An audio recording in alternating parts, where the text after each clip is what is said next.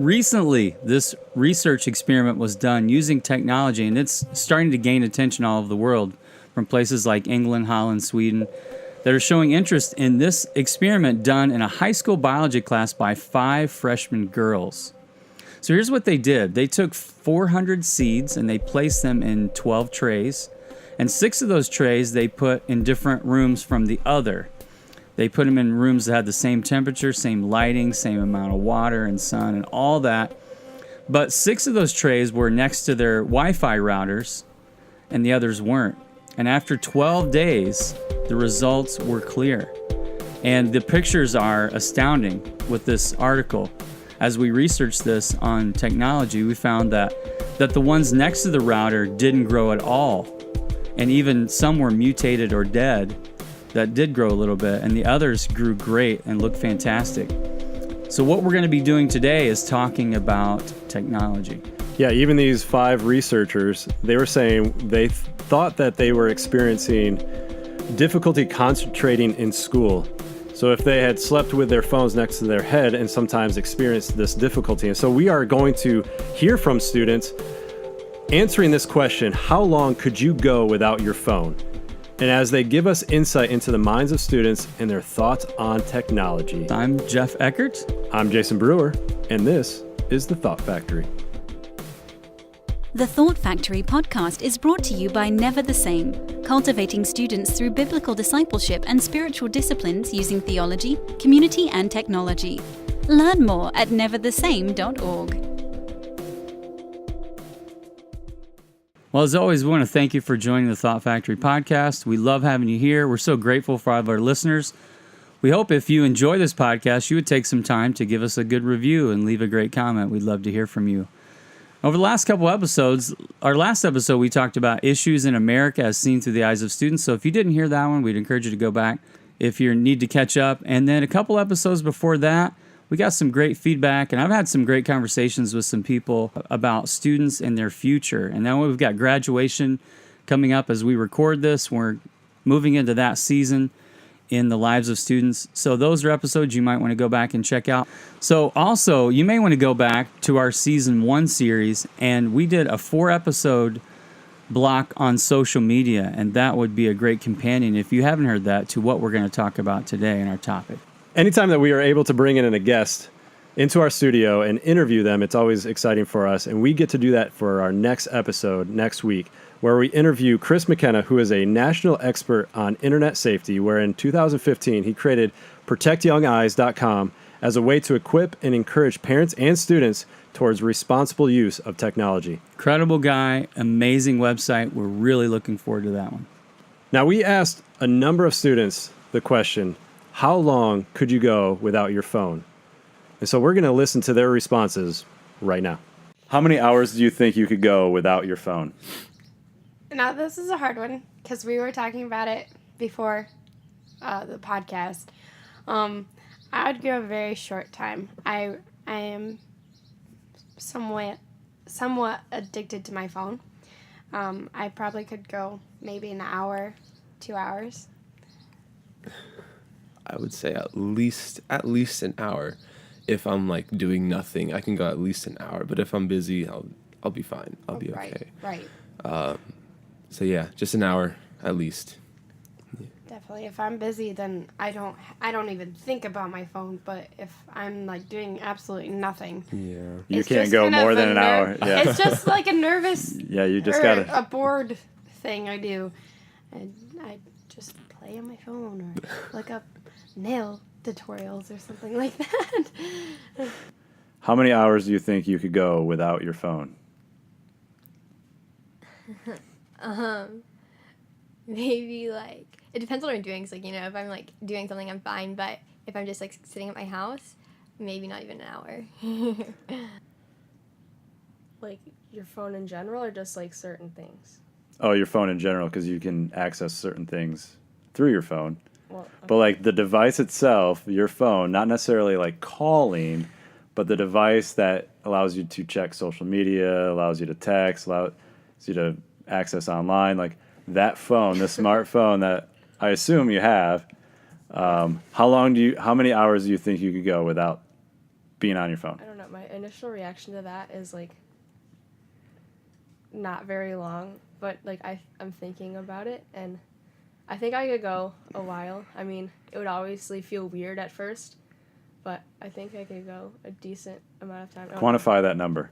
What's a decent amount of number? I don't know. I'm like days, weeks. I don't know. How many hours do you think you could go without your phone? I've gone to camps where I didn't have my phone, and so I think obviously not having it, I would go longer. But if I had it with me the whole time, probably not very long. What would be a number?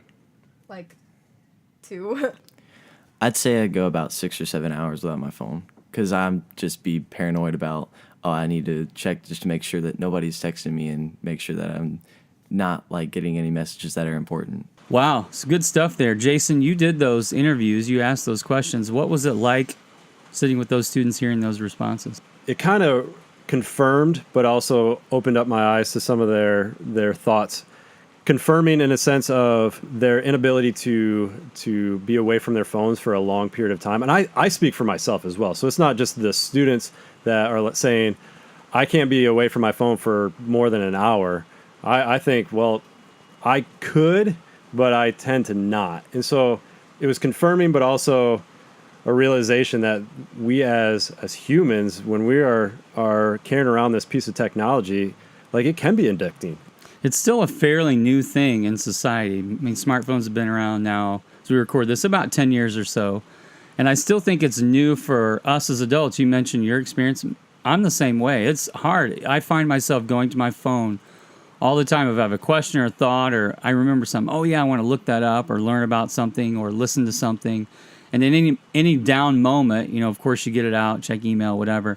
But it's something where it seems like as adults, speaking again for myself and many youth workers that I know, youth pastors, people working with students, parents, that we tend to be dealing with some of these things in the same way. In other words, like with a lot of issues, we've had more life experience and we're able to guide students because we've been down this path. But I think for a lot of us, myself as an adult, it's tougher because it's still new to me. I'm still trying to figure it out. And that's something that I think is a little bit unique in youth ministry right now. Right. The smartphone has been out for about 10 years.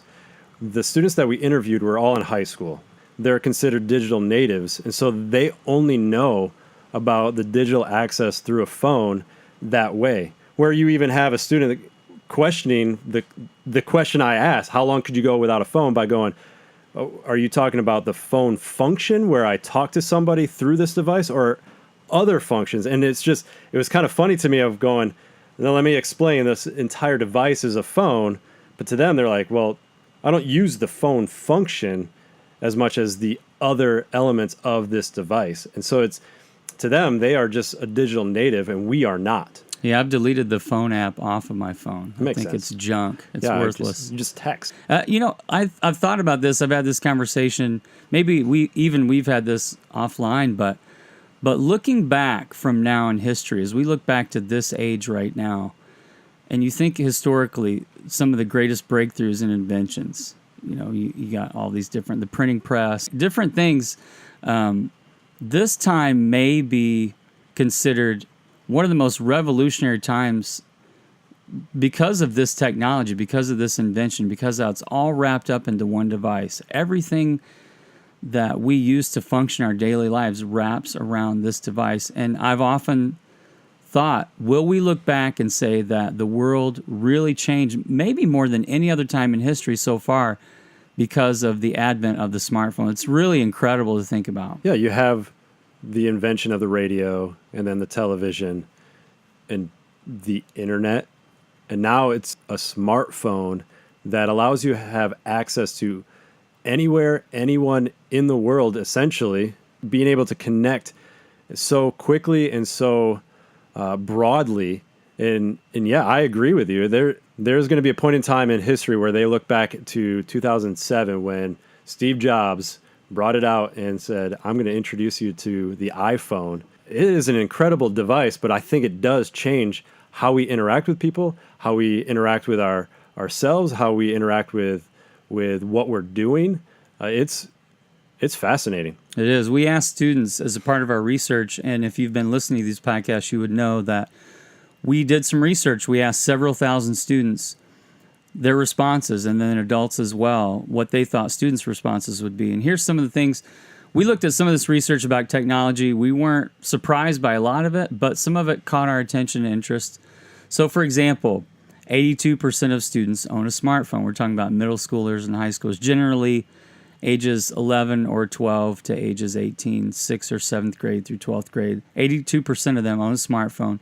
47% of students have a smartphone by age 12. So think about that. Almost half of students that when they get a smartphone, they get it by age 12. And in an earlier podcast, I believe it was our social media series, we talked about all the training that goes into getting a driver's license. Remember that? And all the hours and the time you got to put in to do that. And yet, when we give students a smartphone, there's so much responsibility that goes with that. And we just kind of give it almost sometimes on a whim. Now, I've got a 12-year-old at my house, and she thinks she's the only person on planet Earth her age that doesn't yet have a smartphone. But we want to be very specific and strategic about that time. So students are getting these things younger and younger. We also found out that 94% of students got their smartphone before they were 16 years old. So almost all of them before 16. Right. In that time period where 10 years old to 15 years old, there's new research that adds fuel to our concerns, finding that when kids between the ages of 10 and 15 spend just 1 hour a day on social media, they are more unhappy. And this is from a report called Social Media Use and Children's Wellbeing, published by the IZA Institute of Labor Economics. But spending 1 hour a day chatting on social networks reduces the probability of being completely satisfied with life overall by approximately 14%. They surmise that cyberbullying and an increase of comparison and this decrease in real-life face-to-face activities are likely the culprits of why kids' well-being is adversely affected by the likes of Snapchat, Instagram, Facebook, Mastodon. And of course, this finding is especially troubling given how much time kids spend online and the inevitability of social media being a part of their lives, for the good and the bad. When we say social media as a part of their lives, it's not going away. It's not something that we can talk about and then hope that it's a fad that will eventually disappear like your acid-washed jeans. But it's going to be around. So how do we instruct students to navigate appropriately and navigate with guidelines that will allow them to be led to success? Yeah, there was recently a student in our state where we live in Michigan just this weekend, 12-year-old young man who committed suicide because of an internet prank. And so we understand there are major ramifications to some of the things we're talking about. And while we may seem biased, like, wow, technology, social media, it's all bad, we don't need to stay away. We're not saying that at all. We're saying we need to understand the world in which we live. Jason, you said it's not going away for sure.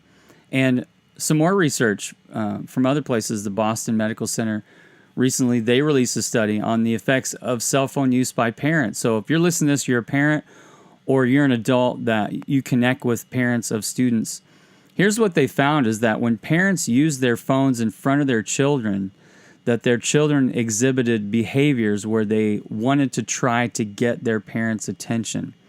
And the study also found that parents often showed annoyance at children when the parents were interrupted from their phones. Now, I can say this one stings me because I've been guilty of this one. I just get sucked into an article or something, a text, an email, and my kids are there. And it takes discipline. But as adults, we do need to lead the way because our students are watching. They're watching our behaviors, and they're watching what we do. And when we're with them, I think particularly when our kids are young, we need to make sure that we're giving them our full attention. We're fully present when they are there. Yeah, I agree. It's something that I deal with as a parent as well, with 3 young boys who are looking to me for attention. And I have done the same thing, responded in annoyance if I'm on the phone. And so I have to be very intentional to put the phone away and keep it away and not always bring it out anytime that a text comes through or anytime that I desire to look up an article or anything that would bring my attention away from them, because I know that they are looking to me to give them attention and assurance of my love. But there's times where I'm on the phone and not using the talking app, with the phone function, what you call, but just kind of going through a different app, searching, looking on Instagram, reading an article, and I want to get through. You know, there's that like stopping point, usually end of an article or the last picture that you saw on Instagram. You want to get to that point. And when the kids start to ask me for things, I'm like, I'm almost done, you know, and you get annoyed, and you have to be really disciplined, like you said, to put it away and keep it away, especially when they're watching. And in next segment, we are going to take a look at some guidelines on phone usage, boundaries, just to provide a little bit more assistance on how we navigate technology. Well, hey, this is Ian from Celebrate Church out in Sioux Falls, South Dakota. Just wanted to just kind of give my quick thoughts on NTS Camp, man. It has been an incredible camp experience for our students, and I know even not just for our students, but for our leaders that go as well. Just to see the life change that happens in those 5 days, 4 nights at camps, but how it actually transcends not just that week, but just into the months and even just the year. How they get home and actually apply then what they've learned there to their life back home, and take what they've learned through God's Word and just incorporate that into their life, whether that's home, whether that's school, in our community. We've seen it just affect so many different things, and even just impacting the life of our church through them serving and just growing has just been amazing to hear the stories time and time and time again. Do you feel like you guys are more productive and engaged with other people when you're not on your phone? Yes.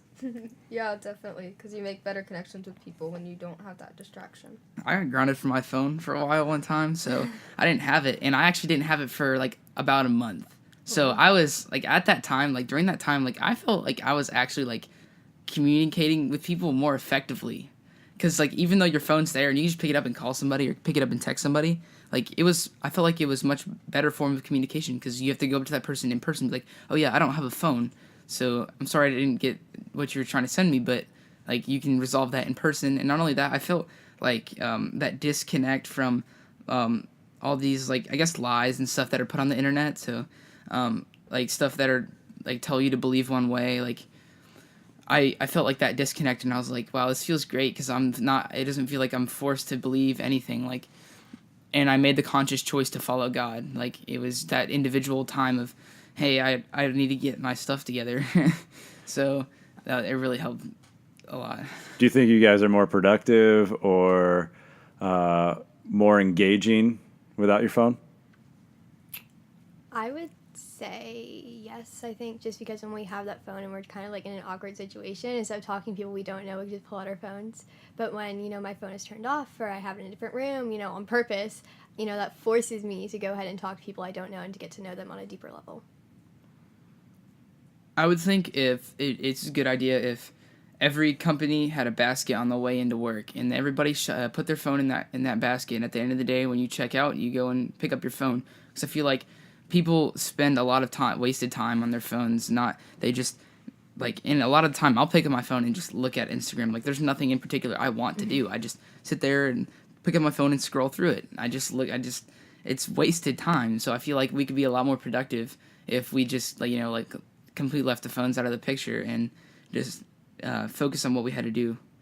This was eye-opening for me, hearing what this young man said, the student, about how his world changed and how his communication, how his interactions changed. And there's something to be said for that as we think about what life can be like with technology, but how do we harness it so that it doesn't alter our ability to communicate, especially when we think about students and raising them up in a world where they need to have good verbal and visual communication skills.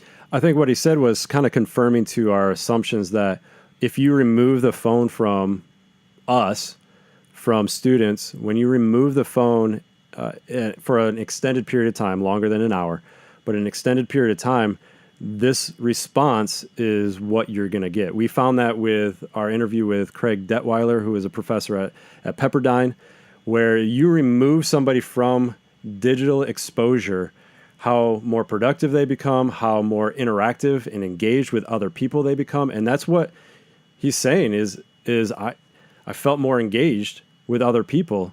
And that's eye-opening. And I believe it kind of confirms some of the assumptions that we have when we're like, man, you're always on the phone, or, you're so glued to the phone or addicted to the phone, whatever we say to students, trying to get them to be aware, self-aware of what the amount of time that they're spending on their phones. But, we even as a ministry, we are talking about creating no phone zones for our camp environments. And this is a pilot idea. We haven't done this before. We actually program a lot around technology in our learning environments. And this is the rallies that students all gather together, and it's a lot of production. And we leverage the phone across multiple mediums in interaction. And so, but we found that it's quite a distraction. It is more of a distraction for the students to be asked to pull out their phones and do something and text us and hashtag stuff. And so our learning environments are much more powerful if the students are not distracted, which is why we want them to experience a no phone zone. And the idea of camp is to get away and fully engage in camp experience. So I was talking to a guy from Switzerland a couple of weeks ago, and I mentioned this idea and he scoffed at me, kind of like, how's that going for you? Like, it was not possible.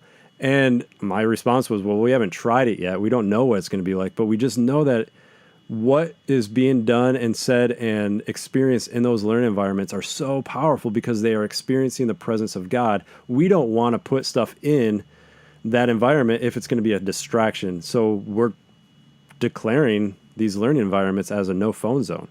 Yeah, for NTS camp, which you're talking about, I remember last summer, and we have these all over the country, and I remember standing at the back of the auditorium during our sessions a few times and just seeing different places around the auditorium lit up from the back because I saw, not many, but some, in their phones and their screens, tablets, whatever. But I remember one particular moment, we were in one of the most amazing, powerful moments of worship, and God just seemed to be visibly, almost tangibly present in the room, and looking over and seeing a student right at the front playing a game on their phone. And I wanted to just cry. It made me so sad for them because I thought, here's this moment, and they're sitting right there, and they're surrounded by this environment, and yet they're missing this moment because they're distracted. So, Jason, as you're talking about that, I'm thinking that as we're talking in this segment about maybe some rules or guidelines, we're going to offer some suggestions for your ministry, but one of those being the no phone zone. The other is we would ask you to think about is setting boundaries for phone use and being very upfront about that. We've mentioned in our learning environments in NTS camp not having those as no phone zones, but the thing that I think has always embodied youth ministry and hopefully always will is the relational edge that we have going for it. There's something that we have when it comes to relationships that students really can't find any other place like they can in youth ministry, where they have this combination of their peers and caring adults that are involved together in their lives and community. So relationships really are important. And when you think about that, we would suggest and ask you to think about, have you really expressed as clearly as possible the boundaries for phone use when you're in the boundaries of your youth ministry time, whether that be during your weekly meetings, whether that be during your small groups, home groups, trips, etc. Are you communicating values and are you communicating boundaries? So that's something to think about. I came across an article that talked about the relationships that we have in work environments, but I think this is also pertaining to adult leader meetings and our interactions and meetings with students. But it said that we miss out on the relationship investment or the small relational deposits into another person's life when we get together in a room for a meeting, and immediately when we are there for that meeting. So for instance, an adult leader meeting, if you have them before your programmed times to go through the program, announcements, any information that you want to communicate, when we come together for a meeting, so in a work environment, in a conference room, we immediately get on our phones. We get out our phones, waiting for that meeting to start. And what happens is we lose out on that relational investment because we aren't asking the questions, the small questions that we would normally ask somebody else in that meeting when we're waiting for it to start. Like, Jeff, how was your vacation? Or, hey, I heard your daughter was sick. How's she doing now? How's she feeling? You know, those little types of questions